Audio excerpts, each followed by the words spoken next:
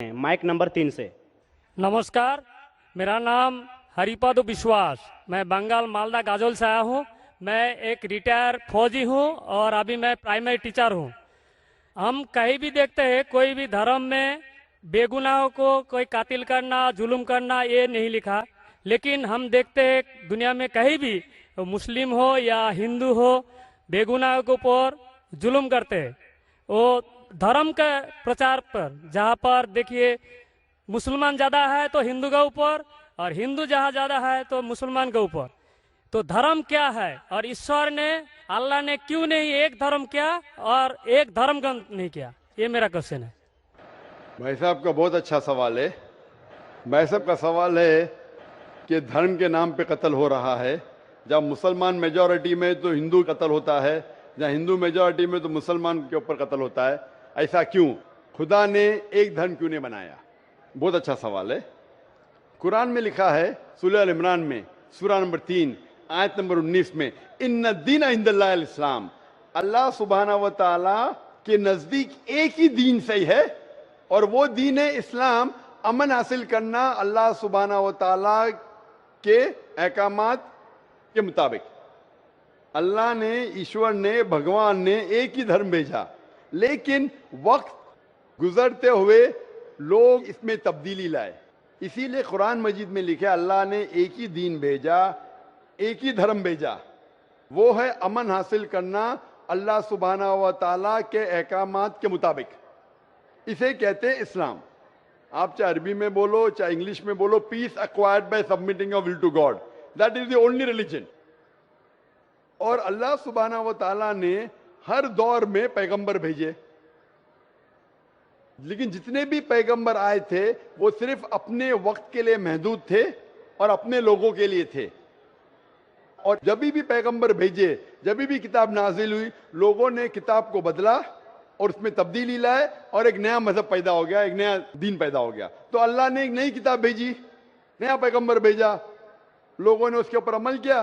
फिर चंद साल के बाद, 10 साल, 20 साल, 50 साल, 100 साल के बाद उसमें तब्दीली आए, लोग ने अपने फायदे के लिए उसे बदला और एक नया मजहब पैदा हो गया, एक नया धर्म पैदा हो गया। इस तरीके से अल्लाह ने कई किताबें नाजिल की और हमारे रसूल फरमाते हैं मोहम्मद सल्लल्लाहु अलैहि वसल्लम, अल्लाह ने 1,24,000 पैगंबर इस दुनिया में भेजे। लेकिन अल्लाह सुब्हाना व तआला ने आखिरी पैगंबर मोहम्मद सल्लल्लाहु अलैहि वसल्लम और आखिरी किताब, आखिरी वही कुरान मजीद 1400 साल पहले भेजी। और इसमें अल्लाह ताला फरमाते हैं कि क्योंकि ये आखिरी किताब है, ये सिर्फ मुसलमानों के लिए नहीं, सिर्फ अरबों के लिए नहीं भेजी थी, बल्कि सारी इंसानियत के लिए भेजी थी। और क्योंकि ये आखिरी किताब है, ये महदूद नहीं 10 साल के लिए, 100 साल के लिए, 1000 साल के लिए, जब तक क़यामत आएंगी उस वक्त तक के ये किताब सही रहेंगी। और क्योंकि मोहम्मद सल्लल्लाहु अलैहि वसल्लम आखिरी पैगंबर थे, वो सिर्फ मुसलमान या अरबों के लिए नहीं भेजे गए थे, वो सारी दुनिया के लिए भेजे गए थे। तो आज जो भी इंसान है, चाहे वो हिंदुस्तान में है, चाहे पाकिस्तान में, चाहे सऊदी अरेबिया में, चाहे यूएसए में, चाहे इंग्लैंड में, उसे आखिरी पैगाम अल्लाह का, खुदा का, उसके ऊपर अमल करना चाहिए, वो कुरान और आखिरी पैगंबर मोहम्मद सल्लल्लाहु अलैहि वसल्लम पे अमल करना चाहिए। फिर आपको अमन मिलेंगी और इंशाअल्लाह खून खराबा नहीं रहेगा। मैं मानता हूं आपकी बात कि अक्सर आप देखते मेजॉरिटी माइनॉरिटी पे जुल्म करता है। मैं आपसे पूछना चाहता हूं भाई साहब, इस किशनगंज में मेजॉरिटी मुस्लिम की है क्या हिंदू की है? सर मेरे को तो पता नहीं, मैं बंगाल से आया हूँ, किशनगंज के बारे में। बंगाल किशनगंज का नहीं, लेकिन आज सुबह को जब हमारे हिंदू जितने इदारे के प्रेसिडेंट थे, चेयरमैन थे, वो कह रहे थे कि किशनगंज में 65% मुसलमान हैं और 35% हिंदू है। उसके बावजूद इस किशनगंज मिसाल है हिंदुस्तान में कि कभी भी हिंदू मुस्लिम का राइट नहीं हुआ। धर्म के नाम पे किसी मुसलमान ने कोई हिंदू को ना कत्ल किया, ना हिंदू ने मुसलमान को कत्ल किया। एक पॉलिटिशियन एमएलए साहब कह रहे थे खाली वोटिंग के टाइम पे कभी कभी होता है हिंदू मुस्लिम के अंदर किसको वोट देना, उसको छोड़ के कभी भी यहां दंगे फसाद नहीं हुए। तो ये मिसाल है कि मेजॉरिटी में होने के बावजूद आप देखते कितना अमन है। और आप खुश नसीब है क्या मीडिया ये अमन को खराब नहीं कर रही। मीडिया को पता चल जाएगा मुसलमान अमन से रह रहे तो आपके अमन और शांति को अशांति में बदल देंगी। सबसे अच्छी मिसाल है कश्मीर। कश्मीर में देखो क्या हो रहा है। मीडिया आप देखेंगे, मीडिया इतना उसके पीछे लग गई कि शांति को अशांति में बदल दी। तो मैं अल्लाह से दुआ करता हूं कि किशनगंज का माहौल अमन रहे। आप मीडिया से बचिए, आप सही धर्म का पालन कीजिए, इंशाअल्लाह आपको अमन और शांति मिलेंगी। लेकिन आपके सवाल का जवाब यह है कि अल्लाह ने, ईश्वर ने, खुदा ने एक ही दीन भेजा है, वो है अमन हासिल करना।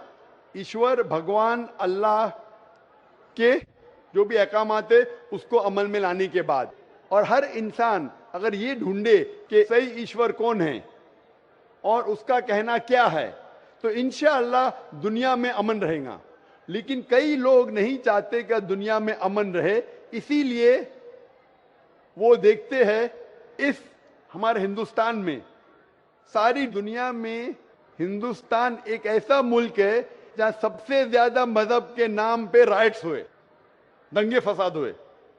और इसका मैं ब्लेम डालता हूं हिंदुस्तानी नागरिक पे ने, हिंदुस्तानी पॉलिटिशियन पे, क्योंकि अंग्रेज ने हमारे देश को बांटा। अंग्रेज आए थे हिंदुस्तान में तिजारत करने के लिए, लेकिन हम पे हुकूमत की। उनकी पॉलिसी थी डिवाइड एंड रूल, हिंदू मुस्लिम को डिवाइड किया और हम पे राज किया। अंग्रेज तो चले गए, अपनी राजनीति छोड़ गए पीछे। इसीलिए मैंने एक तकरीर किया हूं, इस टेररिज्म मुस्लिम मोनोपोली, और कहा जितने भी आप दंगे फसाद देखेंगे दुनिया में, जितने भी टेररिस्ट एक्ट डायरेक्टली और इनडायरेक्टली कहीं ना कहीं पॉलिटिशियन का हाथ है। चाहे बाबरी मस्जिद लो, चाहे गुजरात लो, चाहे 9/11 लो, चाहे अफगानिस्तान लो, चाहे इराक लो, चाहे पैलेस्टाइन लो, ये सब में राजनीति का हाथ है। लोग चाहते कि हमारे वोट बैंक में लोग हमें वोट दे, तो सबसे आसान तरीका है कि आपस में लड़ाओ मजहब के नाम पे। नहीं तो आमतौर पे मैं समझता हूं हिंदुस्तानी जो नागरिक है, हिंदू और मुस्लिम, माशाअल्लाह आपस में अमन चाहते, आपस में एक दूसरे से प्यार करते। लेकिन इस शांति, इस अमन को अक्सर कुछ लोग अपने फायदे के लिए इसको तोड़ना चाहते हैं, इसको भ्रष्ट करना चाहते। इसीलिए आप देखते कि ये राइट्स होते हैं। अल्हम्दुलिल्लाह किशनगंज एक मिसाल है, और मैं दरखास्त करूंगा किशनगंज के पॉलिटिशियन से कि इस अमन को इंशाअल्लाह बरकरार रखे। आप हक पे रहो, आपको वोट मिलेगा, यहां नहीं मिलेगा, ऊपर तो सीट मिलेंगी। मैं हमेशा पॉलिटिशियन से कहता हूं आप हक पे जमे रहो, चाहे आपका नुकसान हो।